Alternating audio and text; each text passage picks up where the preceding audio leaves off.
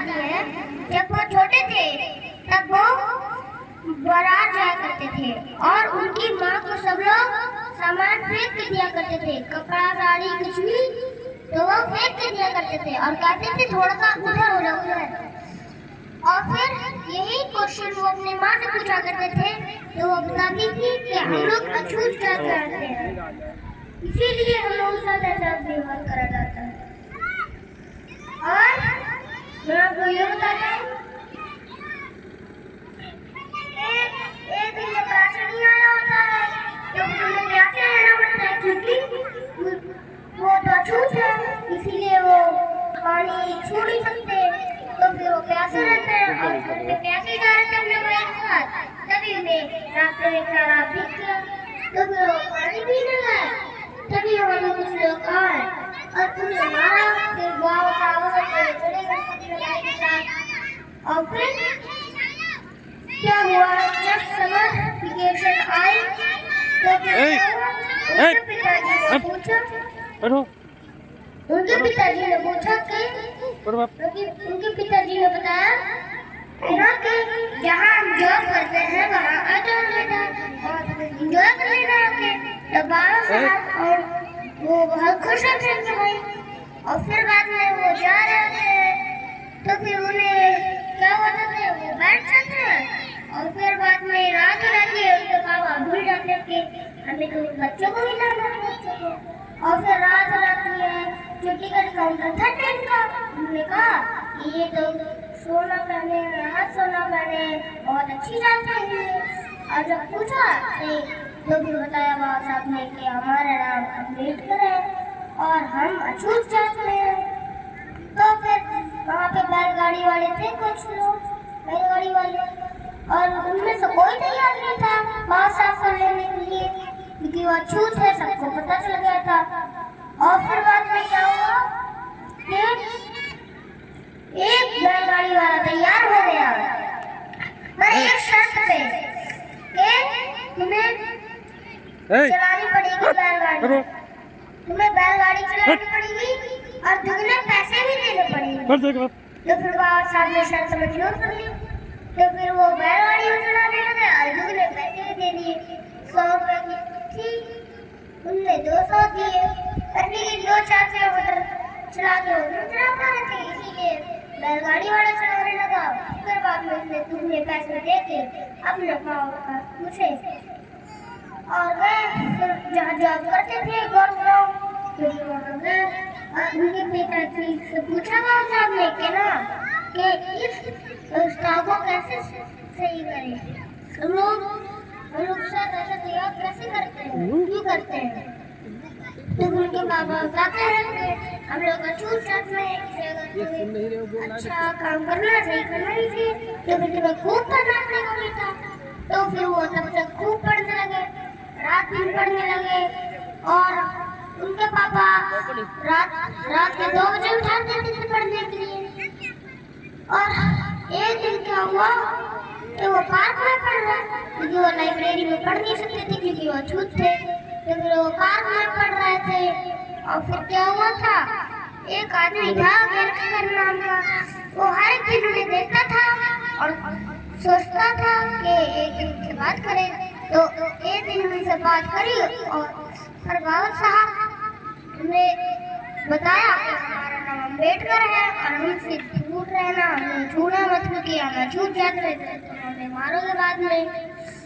तो फिर कहते हैं ऐसा नहीं है बेटा, हम तो तुम्हारी मदद करने आए हैं। तो फिर एक दिन क्या था उस दिन,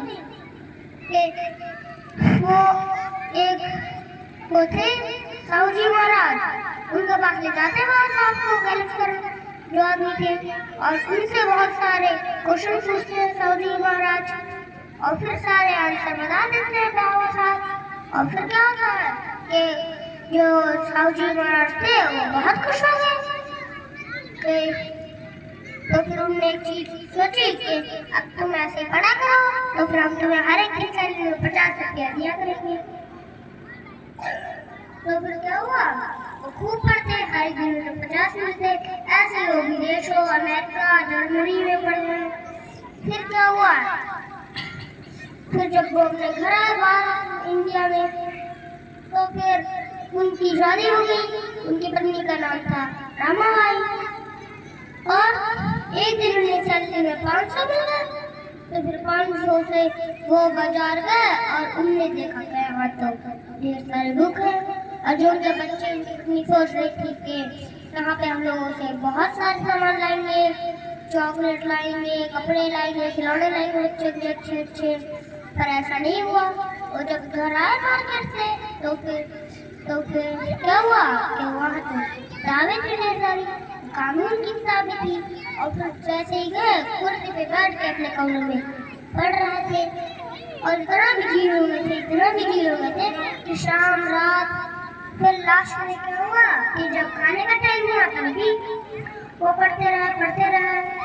और फिर क्या हुआ कि जो उनकी पत्नी थी वो कहे तो खाना खा लो। सुनिए ने कहा तो बहुत अच्छी बात है अभी बताए। तो फिर वो खूब पढ़ने लगे। फिर क्या हुआ, फिर ये हुआ कि उनकी जो पत्नी थी उन्होंने पूछा कि बस 1 मिनट का क्वेश्चन का जवाब दे दो, बस 1 मिनट का। तो फिर उन्होंने कहा बताओ कौन सा क्वेश्चन। तो फिर कहा बाबा साहब ने कि इस किताब में ये लिखा कि अपने बच्चों, अपनी पत्नी, अपने घर का ध्यान दो। तो बाबा साहब ने कहा, जबकि वो मुस्कुराते हुए थोड़ा सा खाना खाया, फिर बताया कि इस भारत में तो हमारे सैकड़ों भाई हैं, अछूत हैं जो कि भूखे रह जाते हैं, कौन ध्यान देगा। तो बताते हैं और फिर पढ़ने लगते हैं। और एक दिन आता है जिस दिन सब बदल जाता है। जो अछूत के सब लोग मिल बांट कर रहने लगते थे। और उनने लाश को लिखी थी बुद्ध और ब्रह्मा। इसमें थोड़ा सा मैं बता रहा हूँ आपको। तो उसमें 3 पवित्रताएं लिखी है, अगर उन्हें आप फॉलो करेंगे तो आप पवित्र रहेंगे। तो पहली वाणी की पवित्रता, वाणी को पवित्र रखो। दूसरा शरीर को पवित्र रखो। और लास्ट मन को पवित्र रखो। इनको कैसे पवित्र रखें ये बताता हूँ। वाणी को पवित्र रखने के लिए किसी से गलत मत बोलो, या सब लोग के सामने वाला है इससे गलत मत बोलो, गाली मत बोलो, सख्त मत बोलो। और शरीर को मतलब कि किसी को चापड़ ना मारो, ना ऐसे गाड़ी दो अपने शरीर से, ना अपना बुरा काम करो। और मन से मतलब कि ये सोचो कि सामने वाला है लालची आगे लालच, और कुछ गलत मत सोचो मन में। जय भीम वीडियो जारी रखना।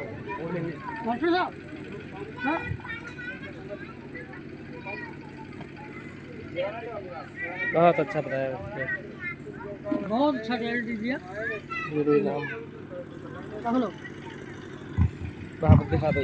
छोटा बच्चा अभी 6 ही साल का है, जो कि आपको बाबा साहब के संबंध में, भगवान बुद्ध के संबंध में बता रहा था। ये प्रोफेसर जयेंद्र कुमार जी जो कि बिचपरी के रहने वाले हैं, अब शाहजहानपुर में रहते हैं। उनका छोटा सा बच्चा है। और ये मेरी शुभकामनाएं हैं ये आगे चल करके बहुत बड़ा विद्वान बने, जो अपने समाज के लिए, अपने देश के लिए बहुत कुछ कर सके। मेरी शुभकामनाएं साथ हैं। पैसे दिए ना। क्या नाम है भैया? गौतम। कितने? 50। श्री गोकर्ण प्रसाद जी ने 50 रुपए से पुरस्कार में दिए हैं। 50 रुपए मैं भी अपनी तरफ से इसे दे रहा हूँ। बहुत बहुत साधुवाद इस छोटे से प्यारे से बच्चे को। भगवान बुद्ध की करुणा हो, इसीलिए कहा जाता है, बाबा साहब ने कहा है कि शिक्षा वो शेरनी का दूध है, जो पिएगा वो दहाड़ेगा। इसी कड़ी में 4 पंक्तियां कहना चाहूंगा।